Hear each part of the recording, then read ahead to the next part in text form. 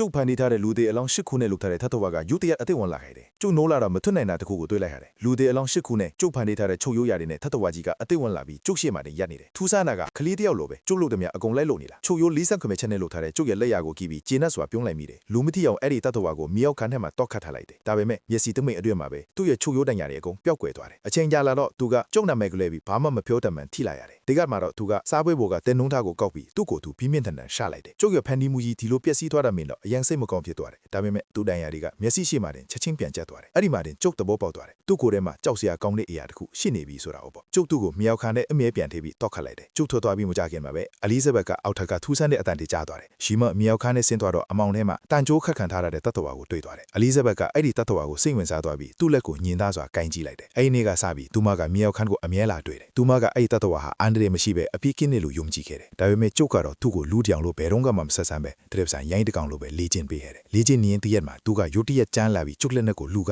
ကျုပ်နာမည်ကိုဒေါသတကြီးအော်ဟစ်တော်တယ်ကျုပ်မထိန်နိုင်တော့တဲ့အရာတစ်ခုကိုဖန်တီးမိသွားမှန်ထိလိုက်ရပြီဘေးမဖြစ်ခင်မှာကျုပ်ကအလီဇဘက်ကိုရဲတိုက်ထဲကနေလွှင်းစားပြီးထောက်ထွားခိုင်းလိုက်တယ်ပြီးလို့ရဲတိုက်နေရတိုက်ကိုဓာတ်စီတွေနဲ့လောင်းချလိုက်တယ်ကျုပ်ဖန်တီးခဲ့တဲ့မြအရာအားလုံးကိုအဲ့တတော်အပါဝင်ဖျက်ဆီးဖြစ်ဖို့ဆုံးဖြတ်လိုက်တယ်မီးတောက်ဒီမြောက်ခန့်ဘက်ကိုကူးဆက်သွားတော့ကျုပ်လွှင့်ထွက်လာခဲ့တယ်ဒါပေမဲ့ရုတ်တရက်နောင်းတရလာပြီးသူ့ကိုကယ်ဖို့မီးလောင်နေတဲ့ရဲတိုက်တဲ့ပြန်ပြီးဝင်ဖို့စ조사ခဲ့တယ်အဲ့ဒီချိန်မှာပဲပောက်ကွဲမှုကြီးဖြစ်ပြီးကျုပ်ကိုအဝေးကိုလွှင်းစင်သွားစေခဲ့တယ်ကျုပ်ခြေထောက်တစ်ဖက်လက်ဆုတ်ပြတ်သွားခဲ့တယ်ကျုပ်ကသူ့တေးပြီးလို့ထင်ခဲ့တာဒါပေမဲ့ကျုပ်မားသွားတယ်ပြိုကျနေတဲ့မီးပုံတွေမှာပဲသူ့ရဲ့ကြောက်မဲ့ဖွယ်စွမ်းအားကနိုးထလာပြီးတန်ကြိုဒီကိုလွယ်လွယ်ကူကူပဲယုံဖြတ်လိုက်တယ်နောက်ဆုံးမှာသူကရေမြောင်းတစ်ခုကနေစင်မီထဲကိုလွတ်မြောက်သွားပြီးမိရေကသူ့ကိုအဝေးကိုထဲဆောင်သွားခဲ့တယ်